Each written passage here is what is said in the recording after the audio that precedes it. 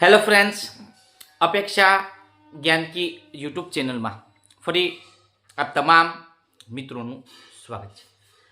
મિત્રો, આજે ખાસ જે લોકો સૈનિક શાળાની તૈયારી કરી રહ્યા છે, મિત્રો 18 તારીખે એક્ઝામ છે.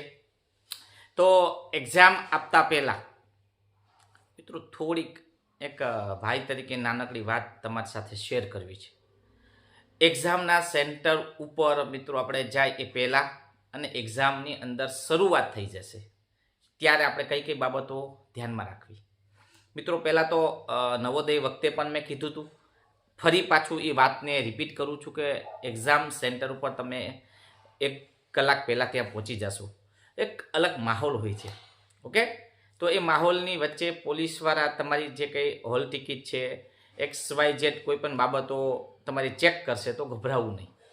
સૈનિક શાળાની એક્ઝામ આપવી છે ને આપણે સૈનિક બનવું હોય તો આવી નાની નાની પરીક્ષા પહેલાંની પરીક્ષા કહેવાય, જે માનસિક તમને સ્થિર કરશે. તો ડરવાનું નહીં, એ એક પ્રોસેસ હોય, એક પરીક્ષા પહેલાંની એક ભાગ હોય છે. એટલે એમાં કંઈ ડરવા નથી. ત્યાં પરીક્ષા આપતા પહેલાં હોલ ટિકિટ આ છે તે બધું આપણે રાખવાનું. હોલ ટિકિટ ની સાથે તમારું એક ઓળખપત્ર છે, એ પણ તમે સાથે લઈ જજો, આધાર કાર્ડ, એટલે કંઈ ઇસ્યુ ન થાય. બીજું મિત્રો, પરીક્ષાની અંદર ગયા એ આપણી OMR સીટવાળી એક મિત્રો એક્ઝામ છે. આપણને પણ ખબર છે કે એમાં 4 વિભાગમાં પરીક્ષાના 125 પ્રશ્નો પૂછાય છે. મિત્રો 50 પ્રશ્નો તમારા ગણિતના હશે. અને જે નવોદય વખતે આપણે કર્યું એવું જ સૈનિક શાળાનું મેથ્સ છે ને એના વિડીયો મિત્રો આપણે યુટ્યુબની અંદર મૂકેલા. એ જ પ્રમાણે થોડું લેવલ ક્યાંક હટકે હોય તો હોઈ શકે. તો તમારે પેપર, હું બોલું છું મિત્રો, મેથ્સ વિભાગના 50 પ્રશ્નો હશે અને એક પ્રશ્નના 3 માર્ક છે. એટલે ગભરાવાનું નથી મિત્રો, નેગેટિવ માર્ક નથી. એટલે તમે બધા પ્રશ્નો સોલ્વ ન કરો, એ 2-5 પ્રશ્નો તમને તમારા વિષય વસ્તુ બહાર આવે, તમારી સમજણની સિવાય લેવલ અપ હોય તો પણ તમે ત્યાં OMRમાં ટીક કરીને આવજો, જેથી કરીને એ માર્ક તમારા કપાય. જો સાચો પડી જાય તો કપાય નહીં. બરાબર? એક આ બાબત તમે ધ્યાન રાખજો. જીકેના પ્રશ્નો મિત્રો, કરંટ અફેર જે કંઈ અત્યારે ઘટના બનેલી હોય એમાં વિજ્ઞાનના પ્રશ્નો હશે, આહારના ઉણપના આધારે હશે, સમાજ સ્વાતંત્ર્ય સેનાની છે, રમત જગતને આધારે જે અત્યારે હેરિટેજ સાઇટ છે, XYZ આના આધારે યુનેસ્કો છે, WHO છે, આવી જે સંસ્થા છે યુનો, એ બધાના આધારે થોડાક 25 પ્રશ્નો મિત્રો નીકળે છે. તો એમાં પણ તમે વિચારીને આપજો, કેમ કે એની આપણે ક્યારેય 2-4 વિડીયો મૂક્યા હતા તૈયારી, પણ મારાથી એ આગળ વિડીયોની સિરીઝ આગળ પૂરી થઈ નથી. એટલે તમે બુક્સના માધ્યમથી આપણે તૈયારી કરાવતા હતા. એ બુક્સ જો તૈયાર કરી હશે તો એની અંદરથી વિષય વસ્તુ બહાર નહીં જાય, એ મારી ગેરંટી છે. કયા સ્વતંત્ર સેનાની કયો નારો આપ્યો હતો, બરાબર? હાલ મિત્રો રમતગમતમાં ફિલ્મફેર એવોર્ડની વાત થાય, નોબેલ પુરસ્કારની વાત થાય, તો આવા બધા પુરસ્કાર આધારિત હશે. વિજ્ઞાનના વિટામિનની ઉણપથી રોગોની વાત હોય, કોઈ કેમિસ્ટ્રીની અંદર અણુસૂત્રની વાત હશે, તો આવા કંઈક પ્રશ્નો બનતા હોય છે. તો એમાં તો મિત્રો જીકે દરિયો છે, પણ એમાં સાર રૂપે આપણે જે તૈયારી કરાવી તો એ તમે નેગેટિવ માર્ક નથી તો 25 પ્રશ્ન વાંચો. એક પ્રશ્નના 2 ગુણ હોય છે.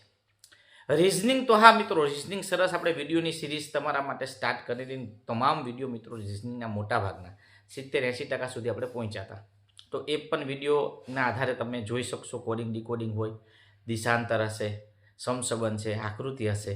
તો આ પણ સરસ મજાનું તમને કન્ટેન્ટ એમાં મળશે. અને જો બુક્સમાં તૈયારી કરી હોય તો એના પણ 25 પ્રશ્નો, એક પ્રશ્નના 2 ગુણ, એટલે 150 માર્કનું ગણિત થયું. જીકે 50, રિઝનિંગ 50, અને ભાષામાં મિત્રો એક પેરેગ્રાફ આવશે નવોદયની જેમ. પેરેગ્રાફ પછી મિત્રો વ્યાકરણના નિયમના આધારે સાચી જોડણી કઈ છે, સમાનાર્થી વિરોધી, લિંગ પરિવર્તન, આવા કંઈક ગુજરાતી વ્યાકરણના પ્રશ્નો એમાં તમને જોવા મળશે. તો મિત્રો એને તમારે કઈ રીતે જોવા, તમારી જોવાની દ્રષ્ટિ કેવી છે પરીક્ષા વખતે, તો આ જે તમારા 125 મિત્રો ભાષા પણ 25 પ્રશ્નો હશે, ગુણ એક પ્રશ્નના 2 ગુણ, એટલે તમારા 50, એટલે 150 વત્તા રિઝનિંગ, ગુજરાતી અને સામાન્ય જ્ઞાન જીકે એને 150, એટલે 300 માર્કનું પેપર આખું કમ્પ્લીટ થશે. નેગેટિવ માર્ક નથી એટલે બધા પ્રશ્નો ઠીક કરું છું. પરીક્ષા વખતે ગભરાવાનું કાંઈ એમાં છે નહીં, શાંતિથી ઠીક કરવાના છે. OMRની બહાર ન નીકળે સૂચના મુજબ તમને જે રીતે નવોદયમાં આપી આમાં પણ આપું છું. એટલે એક્ઝામ ઉપર ખાસ વ્યવસ્થિત તમે જજો. ઓકે, બીજી કઈ બાબત હશે તો આ ગ્રુપમાં હું શેર કરું છું. પણ એક દિવસ પહેલાં તમે માનસિક સ્વસ્થ થઈ જાઓ. ગણિતના બધા દાખલા એક વખત રીત, અપૂર્ણાંક ખાસ હશે મિત્રો, કહું છું ભૂમિતિ ખાસ હશે તો આવા દાખલા, ગુણોત્તર પ્રમાણ ખાસ હશે તો સંખ્યા જ્ઞાન હશે તો આવા 50 દાખલા એટલે મોટે ભાગે બધા ટોપિક એમાં લેતા હોય, નફો ખોટ બધા. પણ એક વખત એની પેટર્ન યાદ કરી લ્યો કે આ દાખલો આવે તો આ રીતથી આમ થાય, સાદું યાદ છે બરાબર.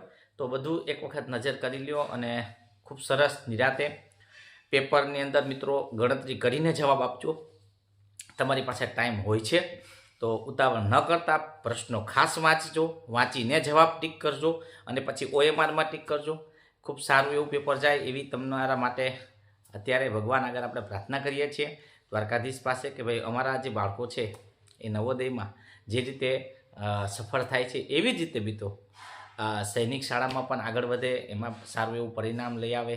શુભેચ્છા આપું છું તમને બધાને. ફરી પાછા આપણે CETની એક્ઝામ 31 તારીખે છે તો એના માટે આપણે ચાલુ રાખશું અભ્યાસનું. ગ્રુપમાં ન જોડાના હોય તો જોડાઈ જાજો. અને 1 ફેબ્રુઆરીથી આપણે શરૂ કરશું નવોદયનું. મિત્રો નવોદયનું સ્ટાર્ટ 1 ફેબ્રુઆરીથી આપણે સ્ટાર્ટ કરી દઈશું. જે કોઈ તમારી આજુબાજુમાં કોઈ પણ બાળકો હોય, ધોરણ 4માં હોય, એને 5મામાં આવશે આવતા વર્ષે, તો અત્યારથી જ નવોદયમાં જોડાય એવી એક લિંક શેર કરવાની છે. થાય તો આપણાથી ગ્રુપમાં જોડી દો અને ફ્રી શિક્ષણ, એમ કહેવાય ને કે સપનાની સફર થઈ છે, અપેક્ષા સંગ જય છે. મિત્રો આપણે સાથે મળી અને વિજય થવું હોય તો એક વર્ષ ફરી પાછી શરૂઆત આપણી કરીએ. તો અહીંયા સુધી રાખીએ છીએ. બધા બાળકોને સૈનિક શાળાના સપના સાકાર થાય એવી શુભેચ્છા સાથે. જય હિન્દ, જય ભારત.